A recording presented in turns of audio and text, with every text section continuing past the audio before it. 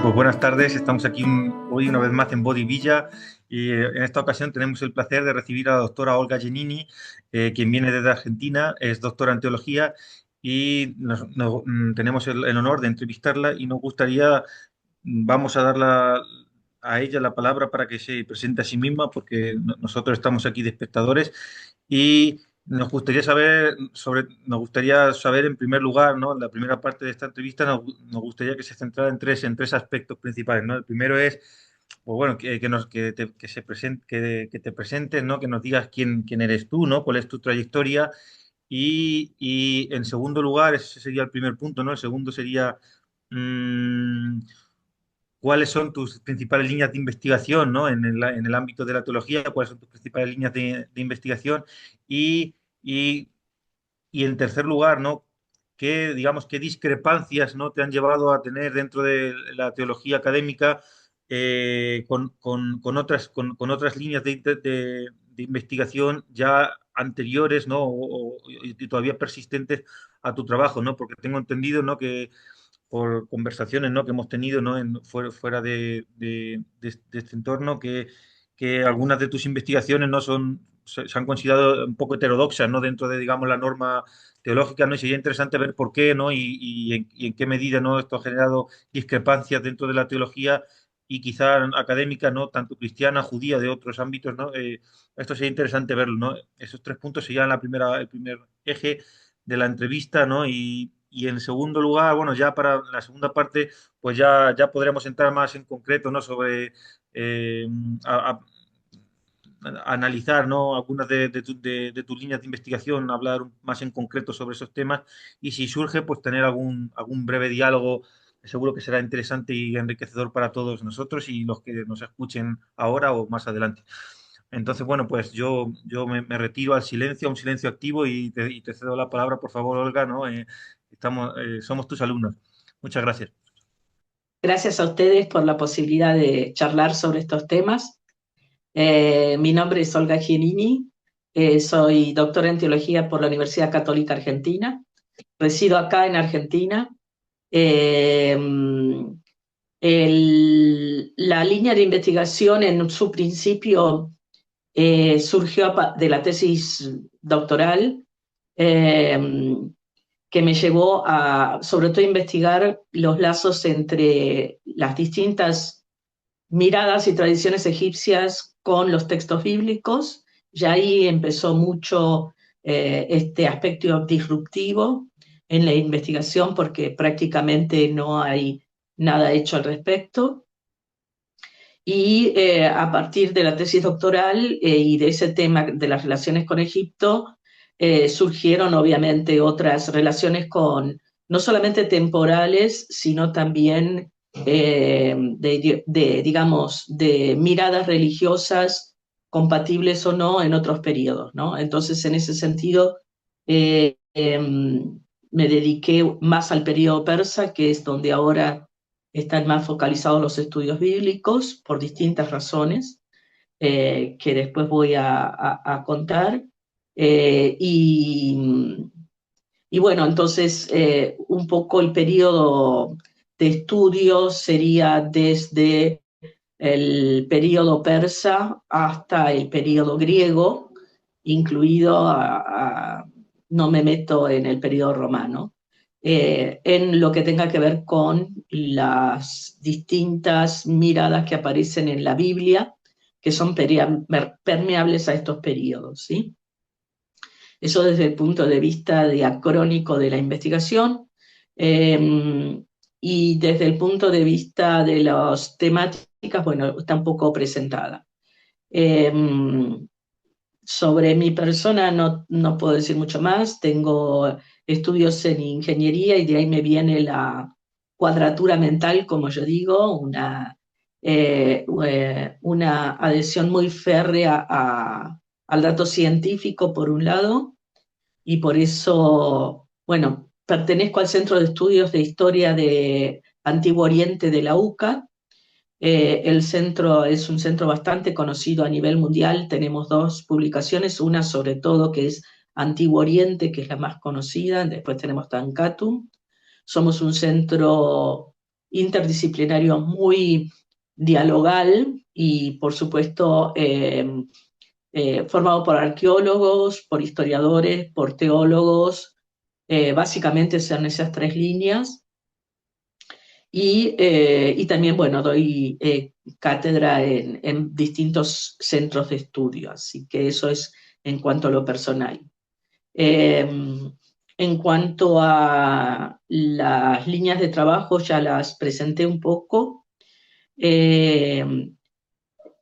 Voy, digamos, complementando, porque siempre es muy interesante encontrar la continuidad de pensamiento de algunas miradas que aparecen en la Biblia, y en base a esa continuidad ver cómo dialogan con otras miradas que pertenecen a otras tradiciones distintas. Una de las, digamos, miradas más que trato de encontrar una continuidad es todo lo que aparece de Egipto, desde el período persa hasta el período greco-romano.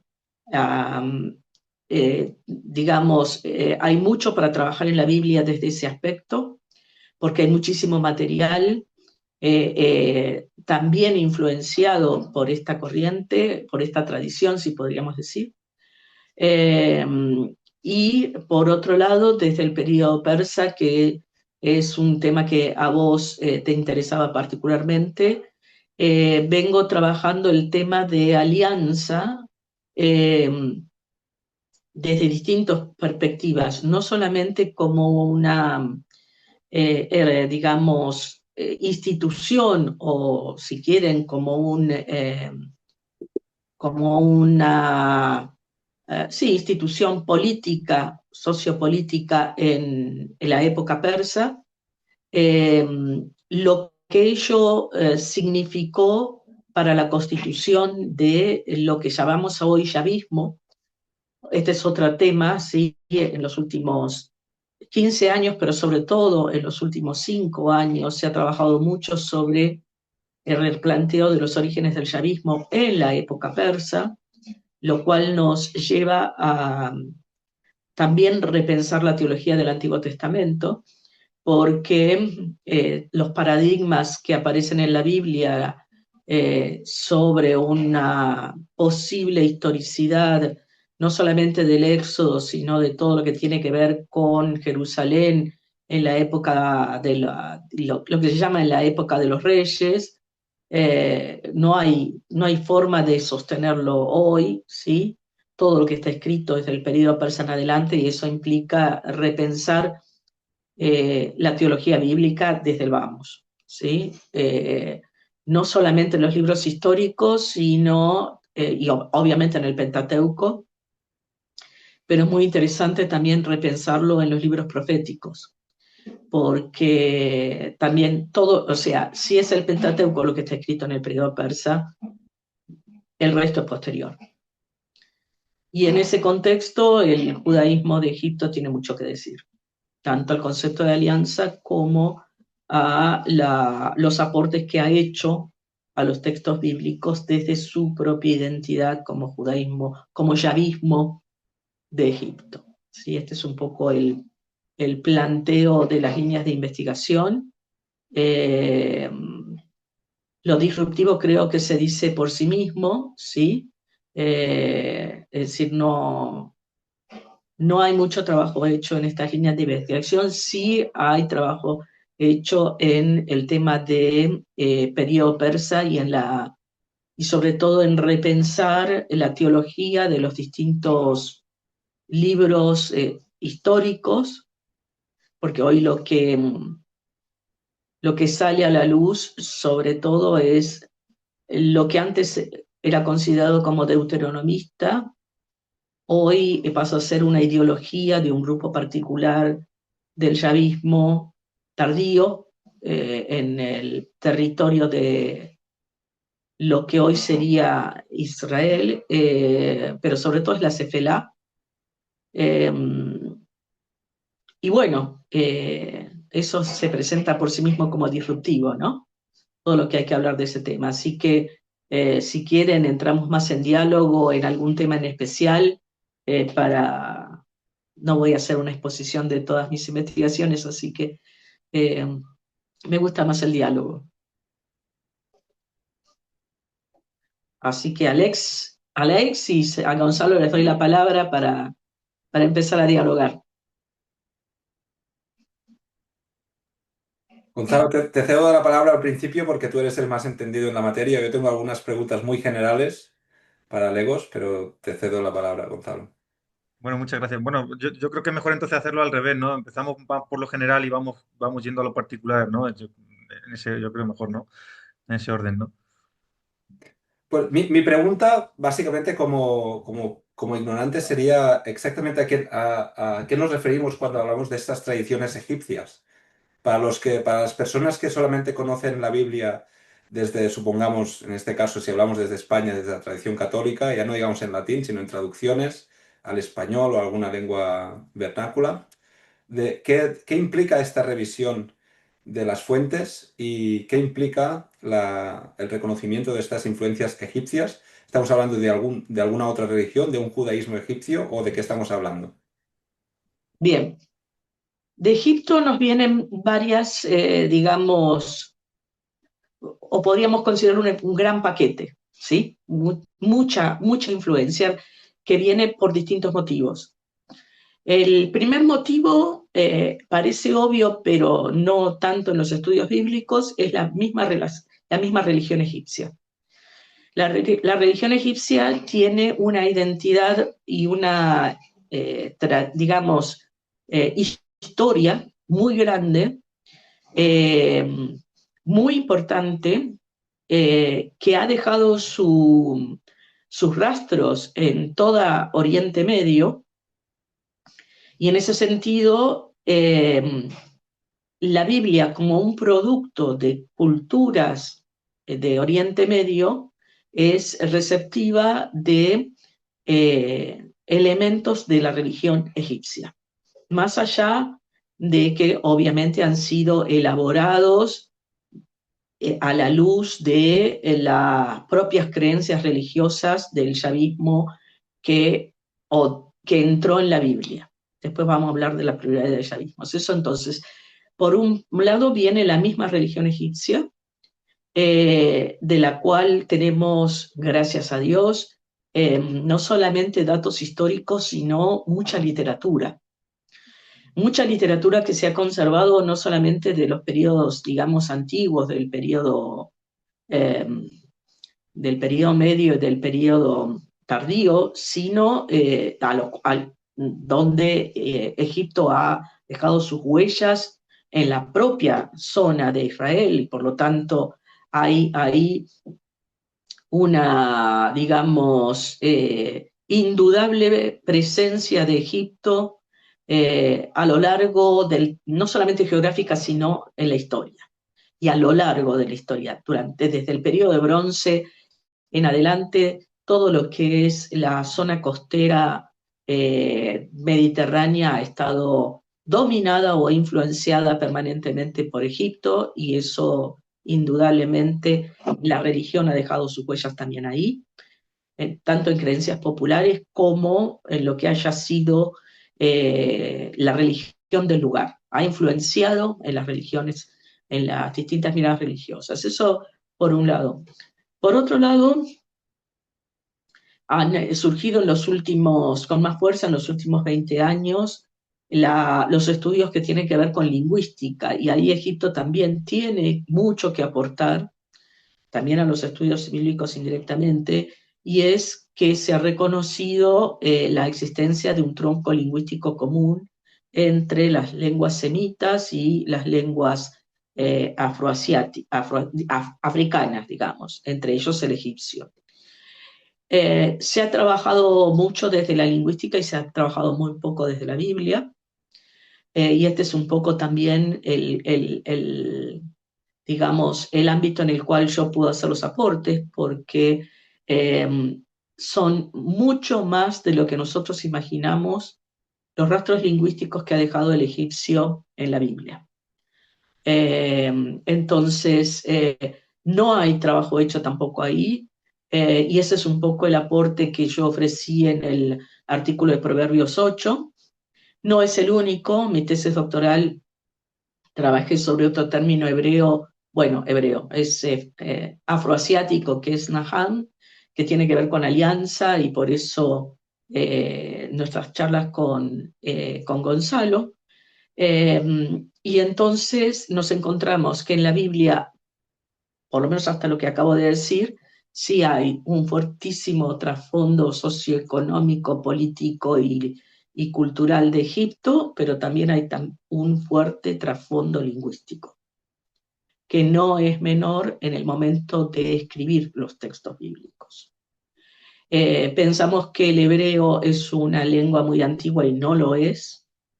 Es una lengua muy tardía dentro del espectro de lenguas afroasiáticas, y por lo tanto esta influencia del tronco común es evidente, ha dejado sus huellas y hay que analizarlo.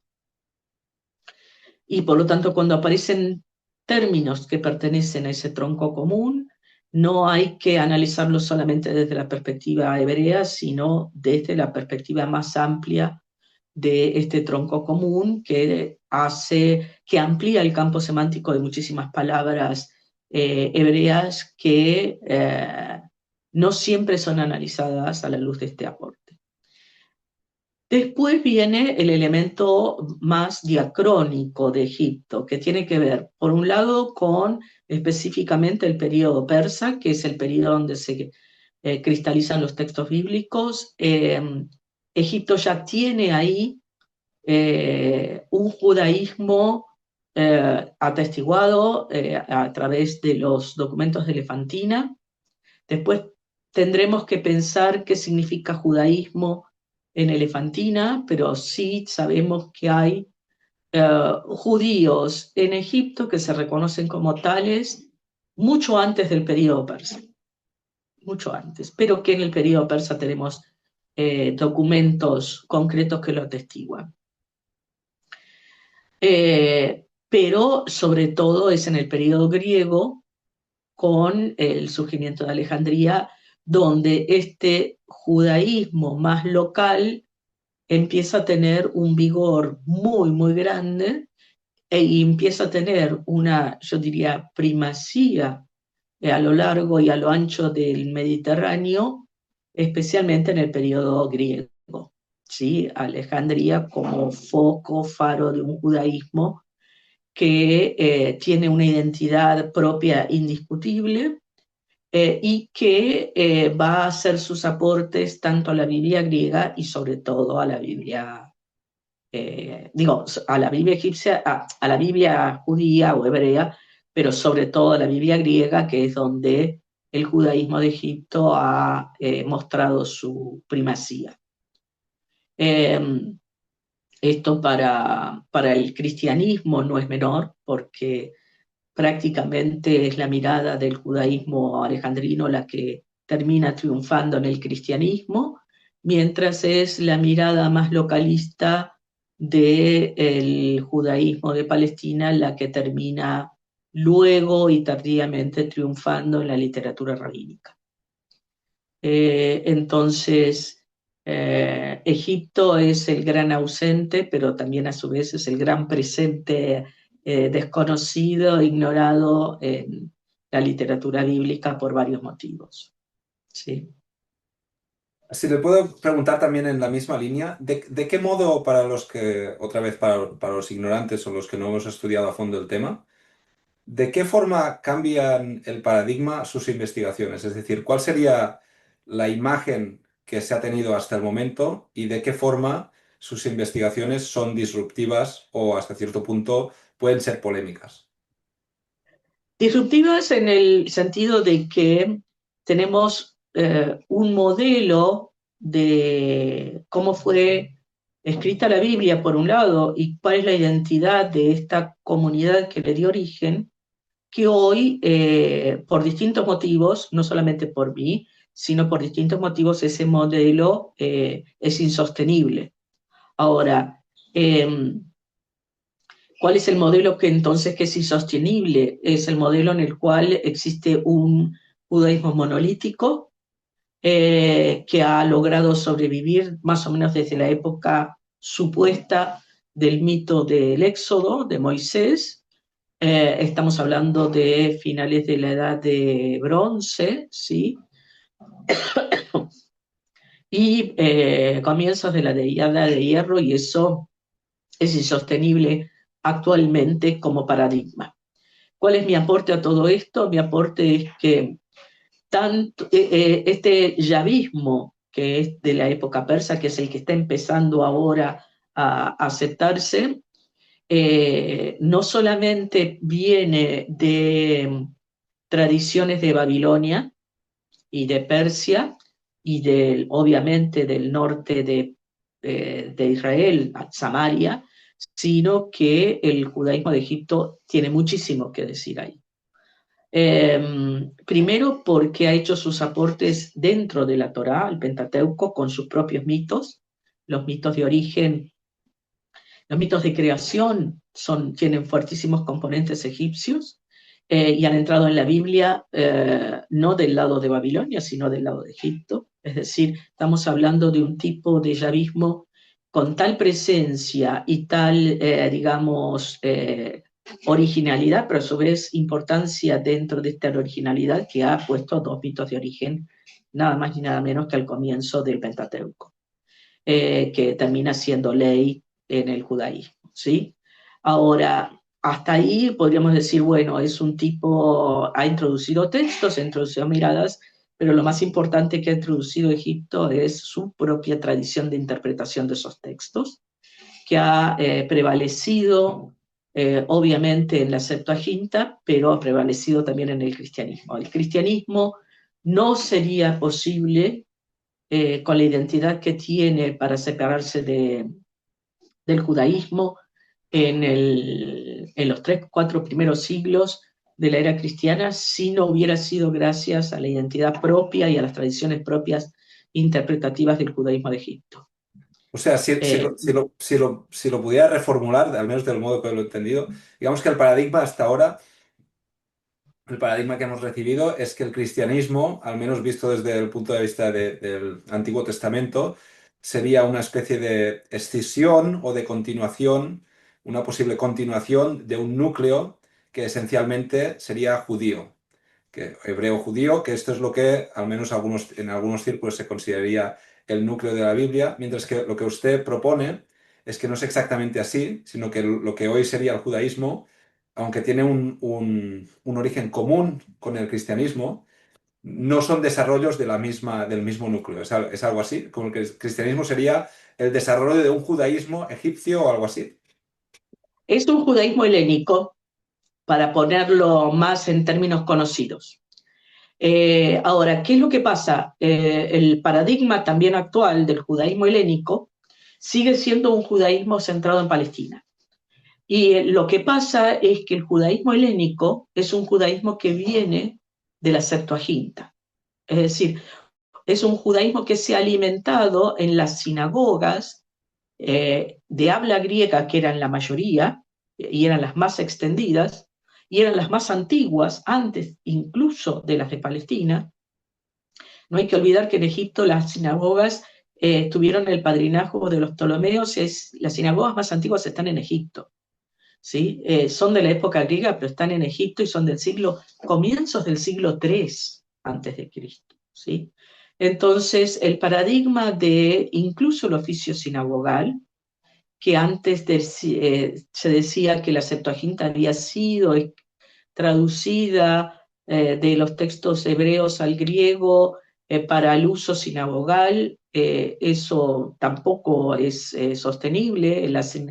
Digamos, la Septuaginta es un producto de la corte ptolemaica, a la cual le interesa tener una fuente para su jurisprudencia, y entra el Pentateuco como fuente para la jurisprudencia egipcia, ptolemaica, y en ese sentido incluso apadrinó la traducción, pero que esa traducción es producto de círculos, digamos, reales, los círculos oficiales de la corte ptolemaica. No son un producto religioso de un grupo que la traduce por su cuenta, sino que es una traducción oficial de la corte, de los núcleos traductores, que ya tiene una tradición muy antigua. Digamos, no es una tradición de traducción que empieza en la época griega, es una tradición de traducción y de interpretación de textos y de aportes a su jurisprudencia que ya viene muchísimo antes, que tiene un fuerte desarrollo también en la época persa, ¿sí? Y que en la época griega, bueno, hace este aporte particular, singular, pero que va a tener, digamos, desde el punto de vista judío, una importancia que no ha sido apreciada hasta el momento. Le permite al judaísmo la Septuaginta no solamente alimentar el culto sinagogal en Egipto, sino que le permite expandir al judaísmo griego el pensamiento de las sinagogas de Egipto, porque les da una herramienta invaluable desde el punto de vista religioso, pero estratégicamente para expandirse también. Porque las sinagogas que empiezan a expandirse no son las sinagogas de Palestina en habla aramea o hebrea, sino que son las sinagogas griegas por toda Asia Menor, con un texto que ha sido provisto por el judaísmo de Egipto. Por lo tanto, cuando las sinagogas leen en Asia Menor, en la época griega, un texto como es la Septuaginta, también lo interpretan o conocen las tradiciones interpretativas de la Septuaginta, que son totalmente distintas de las rabínicas.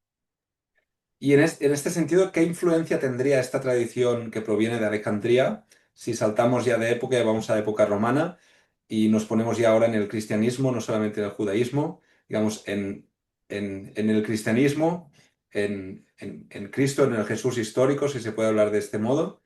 ¿Qué influencia habría tenido esta tradición por encima de la tradición local de Palestina? Bueno, con la encarnación, ¿sí? De Jesús, no hay tanta disrupción en el ámbito de Palestina desde el punto de vista de reconocer en Jesús un Mesías humano.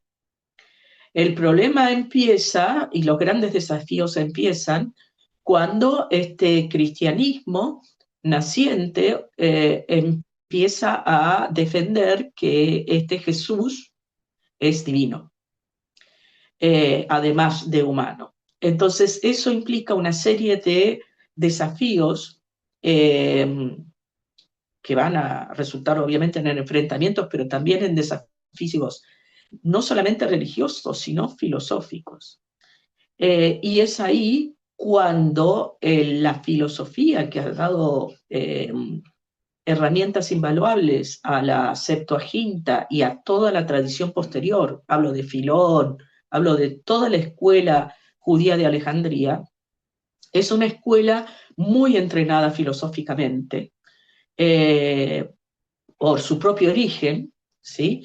Y que en este entrenamiento filosófico de diálogo con la religión judía ya tienen siglos, y donde son muy permeables a la idea de que hay un aspecto de la historia de salvación que ha sido y es y sigue vigente a través de una realidad divina que es el Logos. Entonces, la figura del Logos, que para el cristianismo va a ser absolutamente central en las controversias que van a definir su identidad frente al judaísmo, el Logos no es un invento de un cristianismo naciente, sino que es una herencia del judaísmo alejandrino.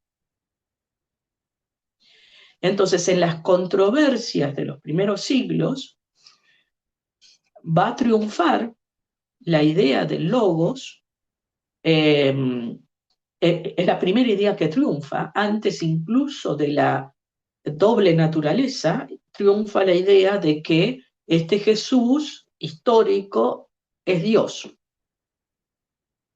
además de hombre.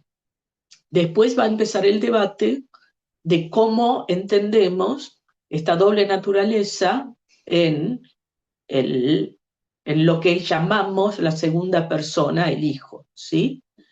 Y entonces el logos tiene que ver más con la naturaleza divina, pero además vamos a tener que conciliar de alguna forma la existencia de una doble naturaleza en este Jesús histórico, que es parte de la esencia del cristianismo, ¿sí? Brillante. Tenía otra pregunta que de hecho nos hace volver atrás, pero luego ya lo dejaré y paso a Gonzalo que hará preguntas más específicas y con más conocimiento de causa. Pero otro tema que también me interesa mucho es la cuestión de las partes o las secciones de la Biblia que no tienen soporte arqueológico. Creo que hemos hablado, por ejemplo, creo que ha citado el libro de los Reyes y otras partes de la Biblia que se utilizan muchas veces como fuentes historiográficas, cuando de hecho luego la arqueología no apoya estos textos. Entonces, mi pregunta sería, ¿cuál es la imagen que nos da la arqueología? Es decir, ¿qué historia nos contaría la arqueología si pudiera convertirse en un texto? Bien, la arqueología nos da esta mirada de que no hay nada escrito antes del periodo persa. Yo agrego que no hay nada escrito antes del periodo persa tardío, casi el periodo griego.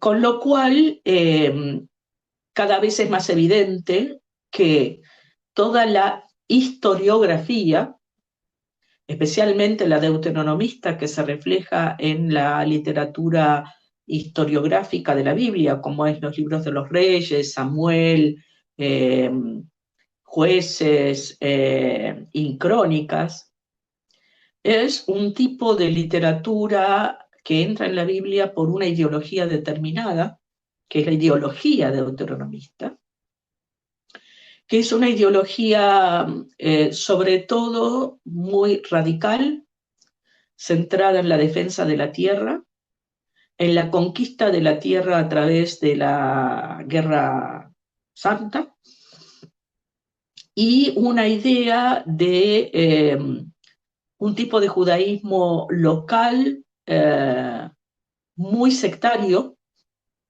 intolerante con otras expresiones de yavismo, y que ha hecho de la historiografía un tipo de literatura para justificarse, para justificar sus tradiciones, su poder, su centralidad en Jerusalén y su dominio sobre el área de Jerusalén.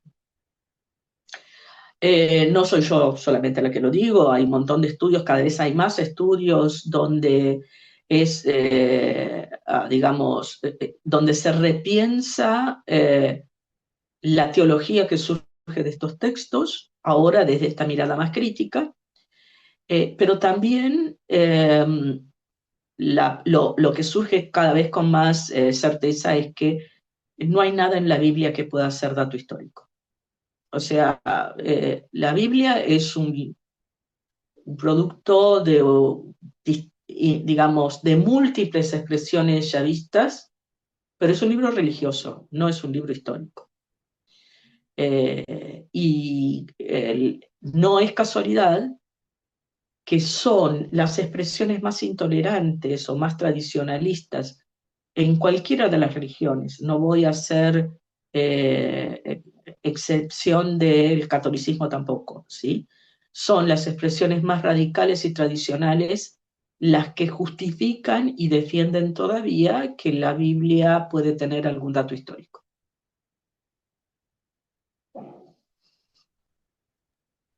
Muy bien, muchas gracias. Y bueno, pues ya siguiendo un poco este hilo y también pensando en la gente que nos está escuchando ahora y que nos escuchará más adelante, ya hemos introducido aquí algunas ideas importantes, ¿no? Que también de manera general estaría interesante afianzar un poco, ¿no? Porque ya hemos hablado de de múltiples yavismos, ¿no? Como que ya no hay solo una ideología yavista homogénea, ¿no? Sino ya hemos introducido una pluralidad de yavismos, la ideología deuteronomista. Entonces, podríamos explicar así brevemente en qué consiste, digamos, la ideología yavista y por qué y por qué hemos mencionado que hay varios yavismos y cuáles son las, además de la ideología yavista, qué otras ideologías, digamos, permean o están detrás de los textos bíblicos, tal y como nos han llegado, ¿no? Así de manera general, ¿no? Sin tampoco profundizar excesivamente, pero para que se pueda seguir el hilo de esta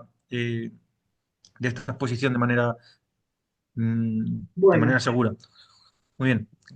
las investigaciones sobre orígenes del yavismo de los últimos años, lo que nos han planteado es que, lejos de originarse en Judá, el yavismo ha entrado en Asia Menor por el lado de Samaria, es decir, las expresiones más antiguas de yavismo son las de Samaria, o lo que sería el Reino del Norte, ¿sí?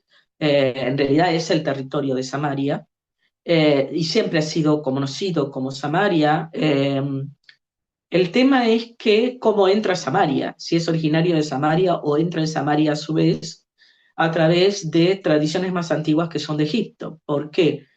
Porque el dios Yao existe en Egipto como un dios lunar, a contrapelo, digamos, de toda la religión egipcia,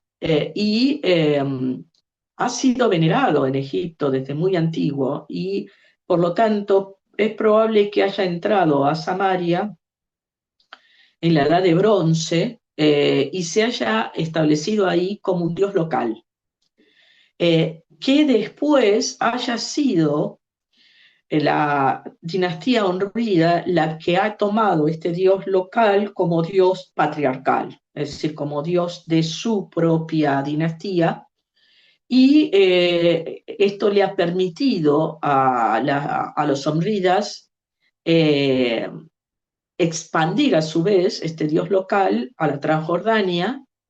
No olvidemos que los homridas han sido conquistadores, ¿sí? Es decir, han tenido una tradición bélica y de conquista en la Transjordania. No les ha interesado tanto la Cefelá por distintos motivos. Primero porque la Cefelá, para que sepan, la Cefelá es lo que hay al sur, lo que sería tradicionalmente el Reino del Sur. Es, es un territorio muy poco poblado, muy poco rico, muy poco interesante desde ningún punto de vista. La riqueza, el comercio y la cultura venía por la Transjordania, por el camino real que era del otro lado del Jordán. Y por eso los hombridas fueron ahí a conquistar territorio. Esto por un lado, y está atestiguado, eso sí, arqueológicamente, de que hay un yavismo muy antiguo ahí en la Transjordania desde la edad, digamos, finales del bronce y comienzos del hierro.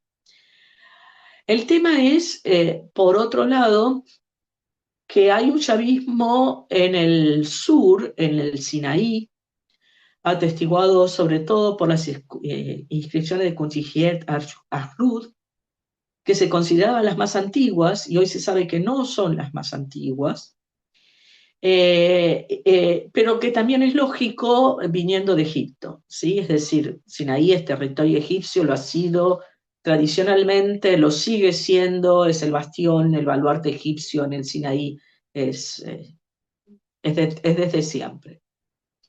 Y por lo tanto hablar de un yavismo ahí asentado, sobre todo en las minas de turquesa y de bronce, ahí en el Sinaí, también tiene atrás no solamente una historia interesante, sino el apego a la mirada egipcia.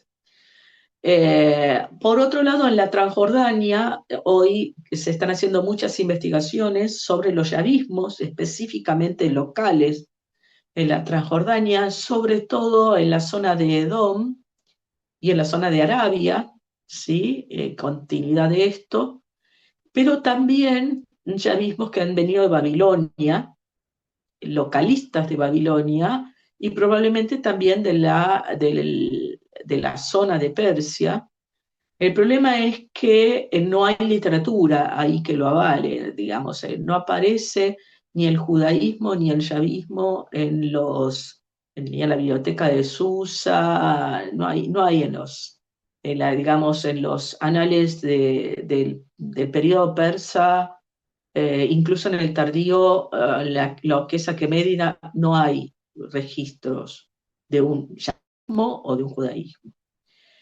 Por eso es difícil sostener desde ahí un yavismo localmente persa. Pero por otro lado es poco probable que no haya existido. ¿Por qué? Porque si el yavismo se configura en el periodo persa, es muy probable que además de lo babilonio haya habido, digamos, colonias localmente persas en el periodo persa. ¿Y por qué digo probable? Porque hay algo que está surgiendo ahora como más evidente, y es la fuertísima tradición que tiene, por un lado, el judaísmo como etnia, ¿no? Podríamos decir,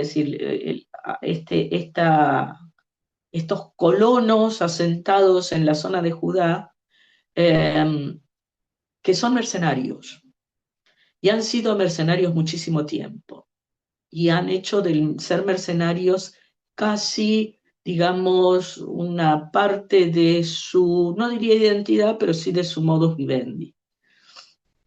Les ha permitido expandirse, les ha permitido insertarse en distintas culturas, les ha permitido un buen pasar como mercenarios en distintas culturas, insertos en distintos momentos, y eso también ha influenciado en la identidad de este judaísmo beligerante, ¿sí? El tema es cómo llega todo a tener una identidad común en el periodo persa. Y ahí es donde yo sostengo de que es en el periodo persa donde se reúnen de alguna forma en esta especie de, digamos, en torno al tema de alianza o en torno a la ideología de alianza, lo que hay es una confederación yavista. Surge una confederación yavista. Entonces, habiendo yavismos, digamos, locales fuera de Judá, mucho más fuertes que el de Judá, lo que empieza a surgir en el periodo persa es la decisión de formar una confederación yavista. Porque esto les permite, frente a las autoridades persas, tener una identidad religiosa. Necesitan escribir un texto que les dé identidad, y así surge el Pentateuco. Pero detrás de esta identidad religiosa también les permite ser más fuertes ante las autoridades persas de no importa qué lugar especial, porque Persia era dueña del mundo, les permite tener una cierta privilegios justamente por ser una confederación casi pan-yavista, ¿sí? Entonces, el concepto de alianza termina siendo un concepto esencial en la formación del yavismo por sí, y después va a entrar en la Biblia como un concepto más que esencial en la formación de los textos bíblicos. Ahora, ¿qué es alianza? Es lo que hay que entonces empezar a discernir desde el punto de vista estratégico en el periodo persa, pero también desde el punto de vista teológico en la redacción de textos bíblicos. No sé si querés preguntar algo más, Gonzalo, ¿tenés algo? Bueno, Entonces, digamos que de acuerdo a esta exposición, la Confederación de Yavista en épocas persas se acuerda, ¿no? Crear una Confederación Yavista en épocas persas para, digamos, homogeneizar un poco y frente a a los persas y también es en ese momento en el que se decide, ¿no? Cómo plantear, ¿no? La escritura de los textos, ¿no? Claro, pues la pregunta era para seguir la exposición, ¿cómo definiríamos, ¿no? Cómo esta confederación yavista, digamos, cuáles son cuál es la ideología de esta confederación yavista y cómo esta ideología se define el concepto de alianza y cómo intenta plasmar sus intereses en la redacción de los textos bíblicos, ¿no? Bien. Es para continuar con esto. Muy bien, perdón. Digamos, lo central va a ser el Pentateuco, la redacción del Pentateuco, y repito, en el periodo persa tardío. El Pentateuco termina en su conjunto, los 5 libros, configurado como un tratado de alianza. Es decir, desde el punto de vista literario, el Pentateuco y sobre todo el libro de Deuteronomio está elaborado como un tratado de alianza. De hecho, termina el Pentateuco, como termina cualquier tratado de alianza, con los testimonios de la alianza, es decir, con los textos que definen esa alianza para ambas partes, y después las consiguientes maldiciones y bendiciones típicas de todo tratado de alianza de Antiguo Oriente Medio y que han quedado así desde siempre. ¿Dónde uno percibe esto? Repito, lo percibe en el Pentateuco en general, como está elaborado, y particularmente en el último libro, en el libro de Deuteronomio. Dicho esto, hay que establecer una singularidad. El concepto de alianza que entra en la Biblia no es el típico concepto que uno espera encontrar, que sería el de vasallaje siguiendo la ideología hitita o la ideología más conquistadora o más supremacista en cuanto a un dios que somete y el resto todos son vasallos, que es normalmente la mirada que se acepta en la exégesis bíblica, que reconoce la formación del Deuteronomio con características de alianza, pero el problema es que lo identifican con los tratados de alianza hititas y por lo tanto con la típica ideología de vasallaje. El tema es que en la Biblia y en el periodo persa, la ideología de alianza que entra es la de un tratado de paridad. Y ahí rompe todos los esquemas. Y uno lo percibe en los textos bíblicos, sobre todo en los textos asociados al Cántico de Moisés, Deuteronomio 32. Ahí uno ve ciertas características, primero, que definen este testimonio de Deuteronomio 32, lo que se conoce como el Cántico de Moisés, entra en el libro de Deuteronomio como un testimonio de la alianza, pero no está reconocido normalmente, porque los prejuicios llevan a pensar que es un testimonio de vasallaje, y no lo es. Es un testimonio de paridad. Las famosas 2 tablas de la ley se condicen con tratados de paridad, donde cada individuo que entra en alianza tiene una tabla para sí, un testimonio de alianza para sí, y un testimonio de alianza que refleja las obligaciones del otro para con él.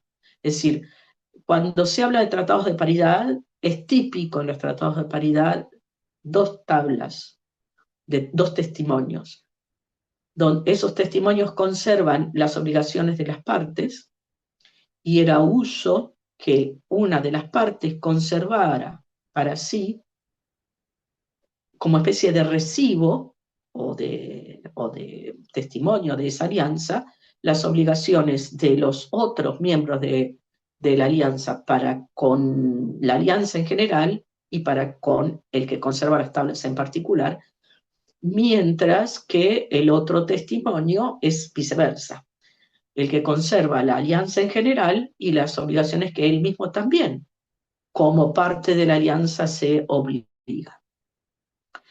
Lo original de la alianza en la Biblia es que es un tratado de alianza entre un pueblo que se reconoce yavista, y ahí viene la confederación yavista, con un Dios, que es Yahvé. Es decir, lo que aparece en la Biblia es un tratado de alianza entre Yahvé y una confederación yavista, que elige a un pueblo que cree en Yahvé. Esto es lo original de los textos bíblicos. Establecer una alianza de paridad donde Yahvé acepta a este pueblo yavista universal, es decir, no hay localismos, solamente la fe en Yahvé permite entrar en la alianza. Y por otro lado, este Dios Yahvé se compromete a tener con este pueblo una serie de cuidados y compromisos especiales que son los reflejados en el Deuteronomio 32. Básicamente se compromete a protegerlo, como haría cualquier Dios en un tratado de alianza, a juzgarlo, como haría cualquier Dios en un tratado de alianza, a salvarlo en el momento oportuno ante la que sea presiones de enemigos, y en el caso de la Biblia, de salvarlo a lo que considera sus siervos, que incluso en el momento de la muerte, o al momento de la muerte. Para eso, el libro de Deuteronomio, y particularmente el Cántico de Moisés, tiene este cántico, un pasaje muy poco estudiado, en el cual Yahvé aparece en primera persona levantando la mano, jurando por sí mismo de que él da testimonio de ese testimonio que asume en Deuteronomio 32. Entonces, lo que vemos al final de la Biblia es, por un lado, la ley entendida como todo el Pentateuco, pero se le ha agregado en el periodo persa, yo sostengo que es el periodo persa, por varios motivos, incluso por arameísmos que aparecen en el propio Cántico de Moisés, que sostendrían la datación persa.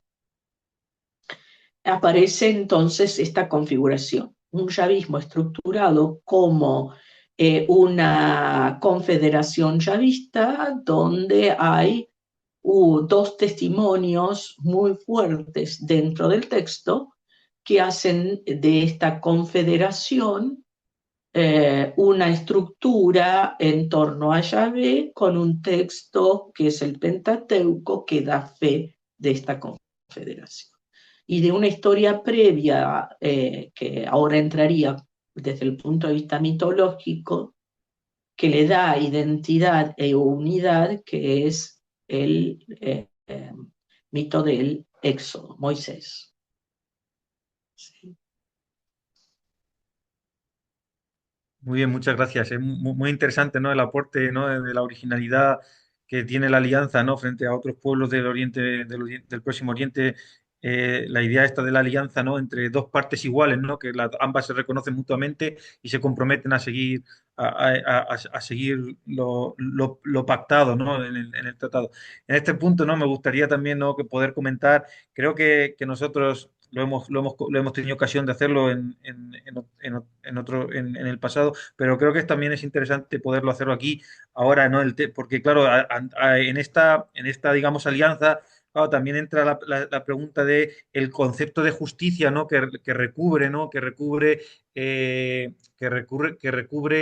mm, que, que, que recubre esta idea, ¿no? Porque, por ejemplo, para nuestra tradición que viene sobre todo de Grecia, Roma, etcétera, entendemos, ¿no?, la justicia sobre todo en términos retributivos, ¿no? Es decir, que a ciertos actos, ¿no?, le corresponden premios o castigos, ¿no?, según pues esos actos sean meritorios o sean méritos o deméritos, ¿no? Según los actos sean buenos o malos, a cada uno de ellos le corresponden unas consecuencias que pueden ser pues interpretadas en términos de premios o castigos, ¿no? Una justicia retributiva, ¿no? Decíamos. Sin embargo, ¿no? A la hora de estudiar este tema, y por ejemplo aquí en España también ha hablado de esta cuestión el doctor Antonio González, en el mundo, ¿no?, en el mundo del Antiguo Testamento, la, el concepto de justicia que se aplica no es exactamente un concepto de justicia retributiva, más allá de la filología, ¿no? Porque, bueno, creo la palabra para justicia en hebreo bíblico sería shedek, pero más allá digamos, de esa cuestión filológica, la cuestión es que a lo largo del Antiguo Testamento se puede observar en varias ocasiones que el pueblo de Israel, digamos, no cumple lo que se espera de él, ¿no? No cumple lo que se espera de él, se comporta mal, ¿no? Bueno, en varios momentos, pero incluso en el libro de los Reyes, David, ¿no?, comete sus defectos, ¿no? Con Betsabé, Salomón, bueno, el pueblo de Israel abandona a Yahvé en varias ocasiones, ¿no? Abandona sus compromisos en varias ocasiones a lo largo del Antiguo Testamento, pero sin embargo Yahvé, o el pueblo espera, ¿no? El pueblo de Israel espera que Yahvé cumpla los suyos a pesar de que el propio pueblo ha fallado en sus compromisos, ¿no? Claro, entonces esta idea, ¿no?, chocaría, ¿no?, con una idea de justicia retributiva según la cual, ¿no?, si Israel no cumple lo que ha pactado, se esperaría, ¿no? Se esperaría un castigo o una exigencia una exigencia extra, ¿no?, que convalide los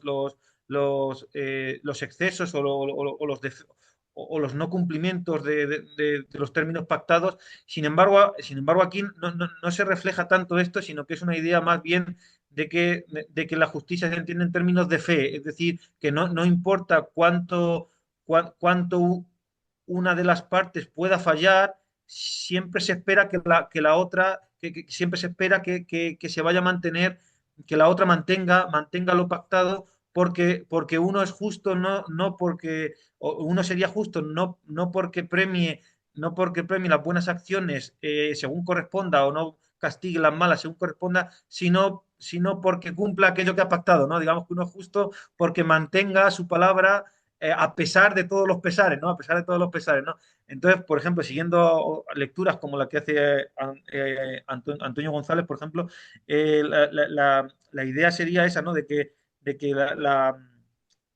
aun cuando de que como Dios es justo, se espera que Dios mantenga lo que él ha pactado, sus compromisos con Israel, aun cuando Israel haya fallado a Yahvé muchas veces, ¿no? ¿no? Claro, esto nos aleja de la idea de justicia retributiva y nos pone en otro tipo de idea de justicia, ¿no? Una idea basada en la fidelidad y en la fe, ¿no? Y por eso, digamos, ¿no? Aun en los peores momentos, siempre los judíos esperan que Yahvé vaya finalmente a aparecer y ayudarles, porque aun cuando ellos no hayan sido justos, eso no implica que Yahvé tenga por qué ser injusto como lo han podido ser ellos, ¿no? Porque no miden la justicia en términos retributivos, sino en términos de fidelidad al compromiso. Y el que el pueblo no sea fiel no significa que Dios no tenga por qué serlo, porque de hecho se espera que Dios sí lo sea, ¿no? Bueno, estas cosas me parecen interesantes a mí, estas distintas lecturas de justicia y cómo, ¿no?, se aplica esto al Antiguo Testamento, y Bien, qué se puede decir al respecto de esto en la Alianza. Muchas gracias. no, por favor. Bueno, varios puntos. Primer punto es que la propia idea de constitución de la alianza como confederación ya vista implica algo medio subversivo, y es que Yahvé es un miembro de la alianza. ¿sí? Y en ese sentido, no es el dueño de la alianza, sino es parte de, uno más, diríamos, ¿sí? Pero por otro lado, la idea de confederación en torno a Yahvé eleva como paradigma de la alianza no solamente la idea de fidelidad, sino de fidelidad a este Dios llamado Yahvé, lo cual nos hace pensar que en el momento que se constituye esta confederación, el yavismo es una opción monolátrica, no es un monoteísmo, ¿sí? El monoteísmo va a venir mucho después, pero en el periodo persa estamos hablando de una monolatría elegida especialmente en esta confederación en torno a Yahvé. Entonces es muy interesante, si uno acepta esta hipótesis, entender por qué el gran pecado es el pecado de idolatría. Mucho más que cualquier otro pecado. El gran pecado, y diría algo así, yo diría que es como el prototipo del gran pecado de Israel, es la idolatría. No, que empieza a entenderse mejor cuando uno, repito, entiende que la alianza es monolátrica en torno a Yahvé. Porque el gran desafío entonces es creer que Yahvé es el Dios de la historia, el Dios del mundo, el Dios de todos, pero todavía no llegó ese momento de evolución filosófica y religiosa. Pero hay que sostenerlo. ¿Y cómo se sostiene? Se sostiene también de parte de Yahvé haciendo lo suyo, digamos. Entonces, uno va a ver en distintos textos proféticos, tanto en Isaías como en Jeremías y en Ezequiel también, pero esta idea de que, y lo dicen los textos, donde Yahvé se queja diciendo, me estás haciendo siervo tuyo. Y es verdad, es verdad. Desde el punto de vista, digamos, de participación equitativa en la alianza, son todos siervos, son todos siervos. Esto, digamos, replantea entonces la idea de una relación con Yahvé donde, si bien es el Dios trascendente, es lógico que para esta ideología de la alianza, este Dios necesite ser inmanente, además de trascendente. Respecto del concepto de justicia retributiva, es un problema. ¿Por qué?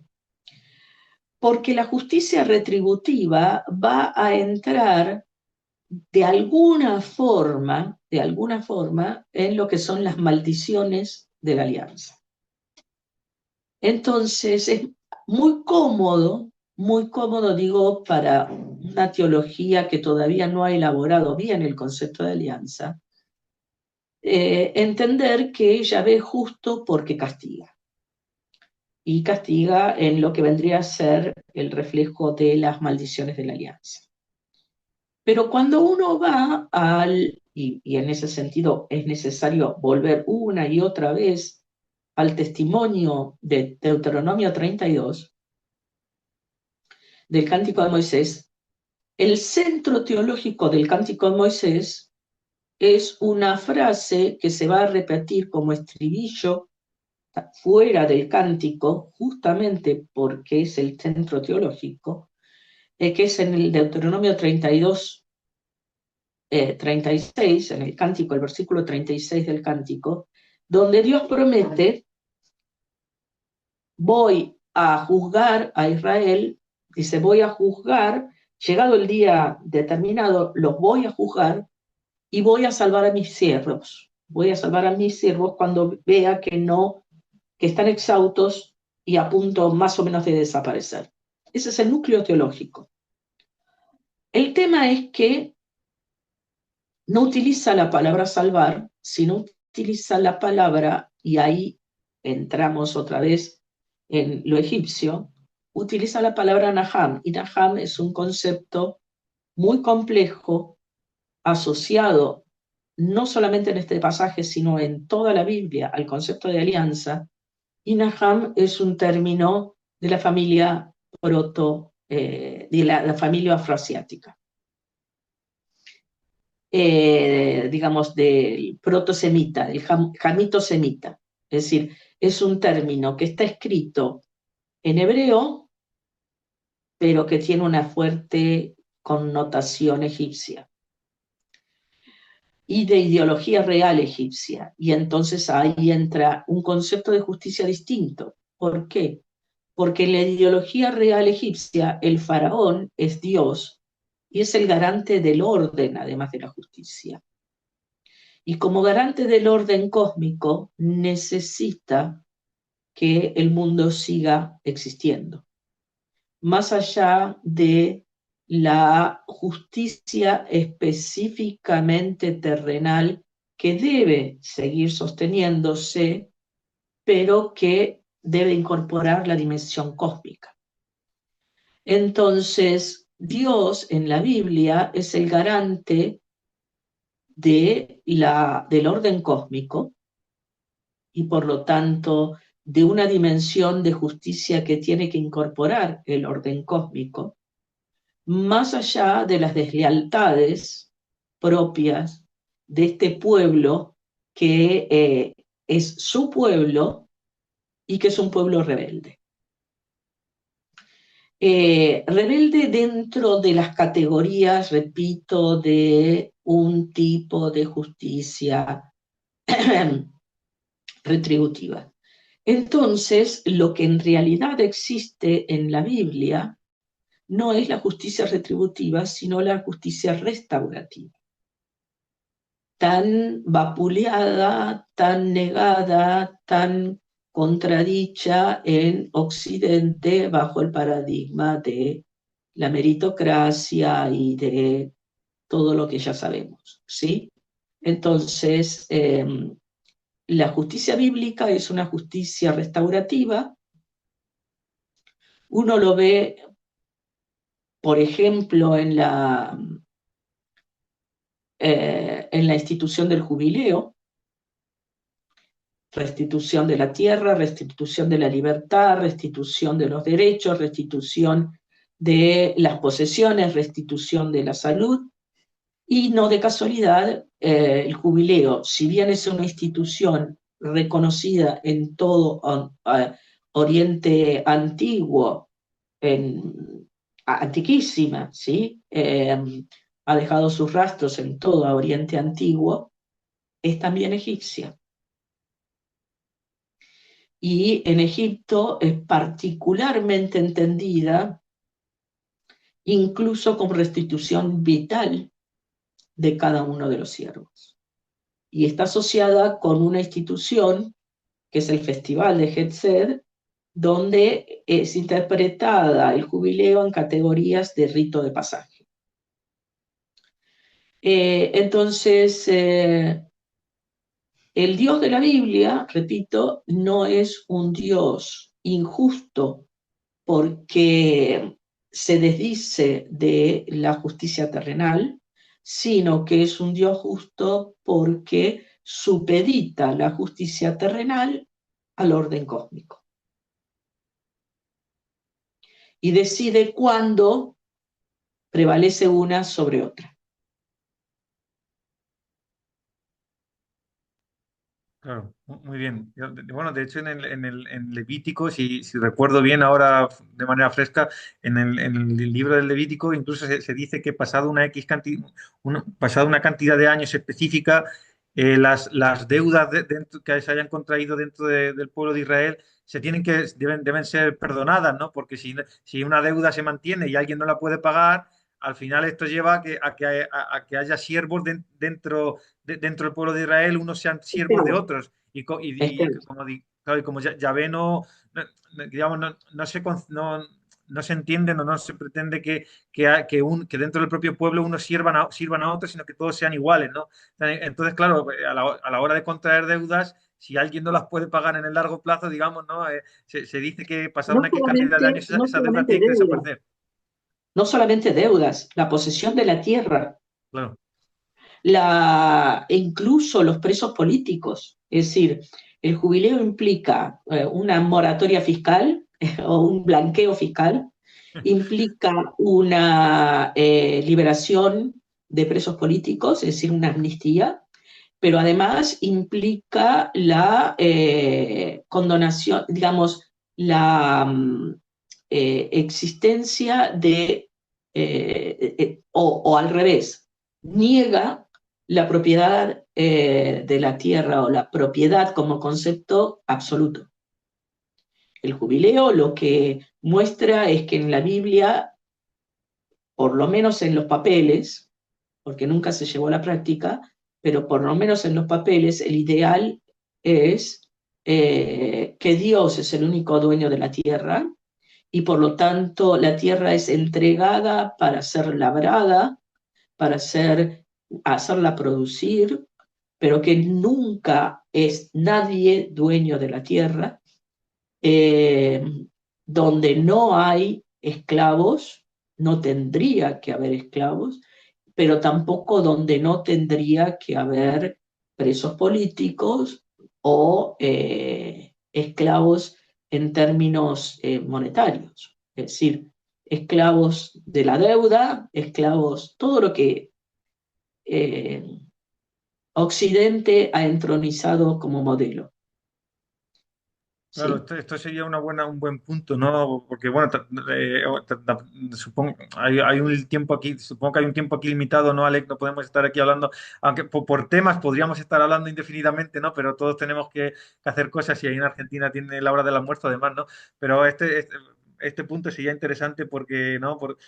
Porque esta justicia restaurativa, ¿no? Restaurativa chocaría, ¿no? Con la idea de justicia retributiva que está en la raíz de lo que se entiende en Occidente como meritocracia, ¿no? Porque en última instancia la justicia retributiva es lo que está detrás, ¿no? De ese paradigma de meritocracia, pero la justicia restaurativa chocaría contra esto, ¿no? Claro, lo que a mí muchas veces me sorprende, ¿no? Estudiando estas cuestiones en el Antiguo Testamento es eh, cómo en un momento, ¿no? O incluso hoy en día, ¿no? La Biblia, el Antiguo Testamento, y también, ¿no? Se lee en términos de justicia retributiva cuando realmente no es esa justicia la que está aquí, la que está aquí implementando. Y claro, y eso siempre me ha llamado la atención, ¿no? Y luego, bueno, en toda la teología medieval siempre se intenta, ¿no? Se intenta explicar, ¿no? La figura del Dios cristiano, ¿no? En términos retributivos, ¿no? Pues en términos de justicia retributiva, cuando realmente los textos originarios no es esa justicia la que está imperando. Bueno, y cuándo y por qué se da, ¿no? Esa quiebra en la lectura bíblica y se empieza a leer los textos bíblicos en términos retributivos y no restaurativos. Y por qué, ¿no? ¿Y por qué? Por qué se pasa de una justicia a otra cuando no es no es la una la que está escrita, sino la otra, ¿no? Desde que Roma venció con su idea de justicia.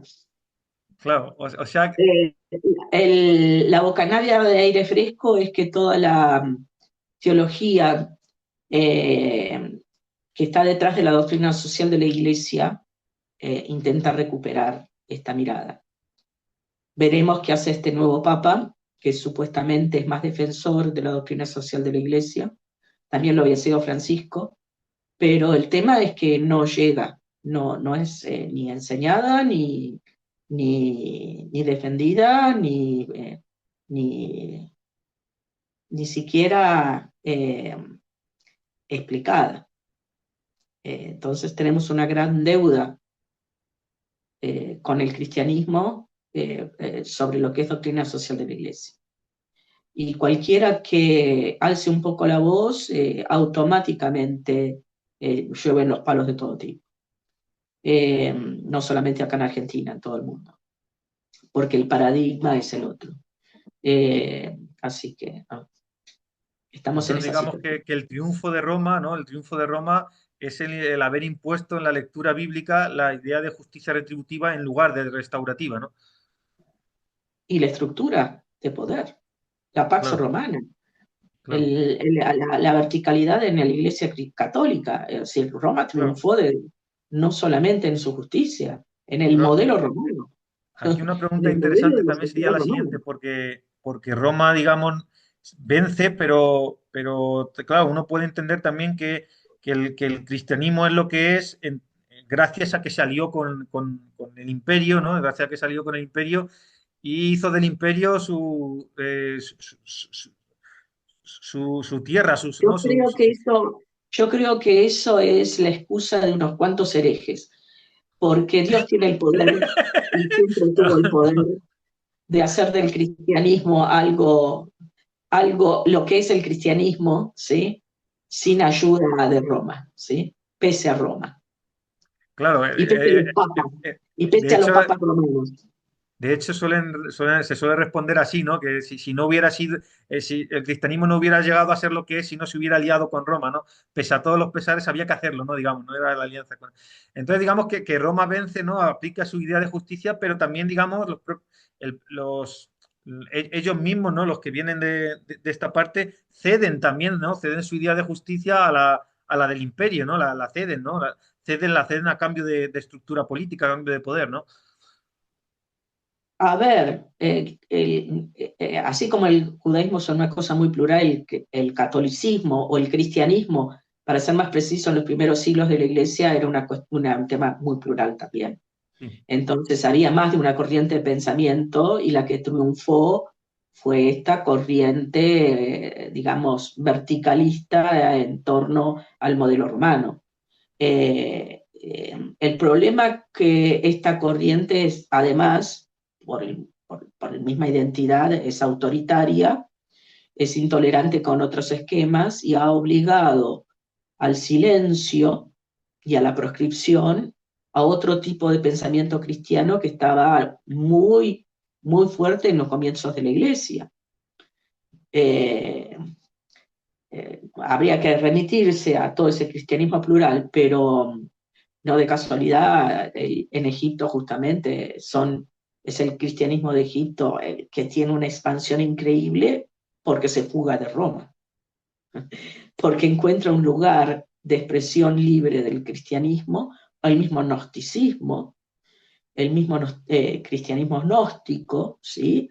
Es una expresión mucho más libre del cristianismo que la impuesta por la estructura eclesial que terminó triunfando en los primeros siglos. O digamos, a partir especialmente del siglo V, ¿sí? Antes no, antes no, ¿sí? De hecho, el propio Yahvé, ¿no? En la redacción del texto bíblico, ¿no? En Reyes y en Jueces, ya el propio Yahvé se muestra reacio a que el propio pueblo de Israel adopte figuras monárquicas, porque eso implica que haya, ¿no? Que haya un israelita por encima de los demás, ¿no? Y hay incluso una fábula muy interesante, la fábula en el Antiguo Testamento, donde cuenta cómo van pidiendo, ¿no? Van pidiendo a distintas plantas, ¿no? Que gobiernen sobre ellos, y las plantas que más tienen que dar, creo que es la vid, el olivo y la higuera, creo, no recuerdo exactamente la tercera, pero todas se niegan diciendo, ¿no? Que ellos no tienen nada que hacer porque que ellos no tienen que mandar, porque ellos lo que mejor producen, que es en el caso de la vid el vino y en el caso del olivo el aceite, lo dan ya lo están dando, y es lo mejor que tienen que entregar a la sociedad, y entonces ven en mandar sobre los demás una cosa mala, ¿no? Una cosa a evitar, porque el bien no Bueno, pero se a da de ver, otra manera, ¿qué es lo y que al final pasa? acaban encontrando al espino, ¿no? Al espino, que es el que, como no produce ningún fruto, es el que acepta, ¿no? El que acepta ser rey sobre los demás, ¿no? Y en esa fábula como intentan así como a, eh, a leccionar de no cojáis un rey, ¿no? Porque el rey no está hecho para servir, sino para mandar, implica una desigualdad. Bueno, pero la dinastía davídica es también una fábula, es parte de la ideología deuteronomista, es decir, es insostenible la existencia de la dinastía davídica. como es insostenible la existencia del primer templo y del segundo también. Pero, digamos, es parte de toda una ideología de textos que están puestos ahí, pero donde en esos mismos textos aparece la contradicción, aparece Yahvé negándose a Saúl, le dicen, por qué tengo que elegir un rey? No quiero. Eh, pero bueno, entonces, repito, no es de casualidad que estemos donde estamos porque hacemos la lectura que hacemos de los textos bíblicos, ¿sí? Y donde hay una fuerte, digamos, núcleo de poder tradicional que se niega a incorporar visiones distintas y sobre todo visiones más científicas que muestran que los textos hay que leerlos de otra forma. Yo soy la primera defensora de que los textos sagrados son sagrados y la primera defensora de que los textos sagrados son inspirados. El gran problema es que la inspiración va por otro lado de lo que dice ser la inspiración en estos movimientos tradicionalistas, que han ahogado la religiosidad terriblemente. Bueno, y para terminar, ¿no? ¿Qué consejo, ¿no? darías a la gente que escucha y que escuchará para, digamos, leer con aire fresco, ¿no? Y con renovar, ¿no? Renovar los aires en la lectura de estos textos. Eh, y bueno, y no sé si, porque bueno, habría muchos temas que tocar aquí, pero yo creo que mejor, ¿no? Podemos organizar una segunda parte de la entrevista más adelante, en otra ocasión, ¿no, Alex? Lo podemos hacer así, ¿no? Y si Olga está de acuerdo, ¿no? Porque bueno, me gustaría también haber tocado, por ejemplo, temas como posibles influencias persas en el Antiguo Testamento, y bueno, y tocar un poco más el tema, ¿no? de cómo el pueblo de Israel se define a sí mismo utilizando a Egipto como el otro, ¿no? El gran otro, ¿no? En Isaías, por ejemplo, ¿no? Se enfrentan a Egipto así, diciendo, ¿dónde están tus sabios, ¿no? En plan así, como un vacile, ¿no? ¿Dónde están tus sabios, ¿no? ¿Dónde están tus sabios? No saben nada, tus sabios, ¿dónde están? Frente a Yahvé, ¿no? Entonces, bueno, todos esos temas pueden quedar para otra entrevista si lo estimas, Olga. Podemos hacer una segunda parte, ¿no? Más adelante, ¿no? Ya veremos cuándo, ¿no? Ya lo podemos determinar. Pero si estás dispuesta, ¿no? Podemos dejar una segunda parte para temas así más específicos, ¿no? Dale, dale, por supuesto, Gonzalo. Lo dejamos para una segunda parte. Igual le daría la palabra a Alex para que haga alguna última, aportar algo. Después te contesto a vos, Gonzalo. Bueno, yo la verdad es que he aprendido muchísimo. Ya había consultado un poco algunas entrevistas a la doctora Genini, pero hoy me han quedado algunos puntos mucho más claros y otra vez pues agradecerle que haya tenido la bondad de venir aquí a esta entrevista, a esta charla y también pues como Gonzalo invitarla a volver cuando quiera. Será un placer para nosotros tenerla aquí y hablar de muchos otros temas. Bueno, Muchas gracias. gracias. El consejo a todos es estudien Biblia, Eh, pero estudien con guía. No se puede agarrar la Biblia y leerla como un libro ni de historia, ni esperando que el Espíritu Santo ilumine eh, la comprensión de algunos pasajes. Creo que volver a la Biblia, pero con buenos docentes, con buenos guías, es fundamental. Algunos de los presentes forman parte de mi grupo bíblico, yo tengo un grupo de estudio, otros son alumnos en distintos centros, pero esa es el mejor consejo que puedo dar, ¿sí? Que Y bueno, que, muchísimas. y que se Sí, sí. atrevan a pensar distinto, que no tengan miedo de pensar distinto.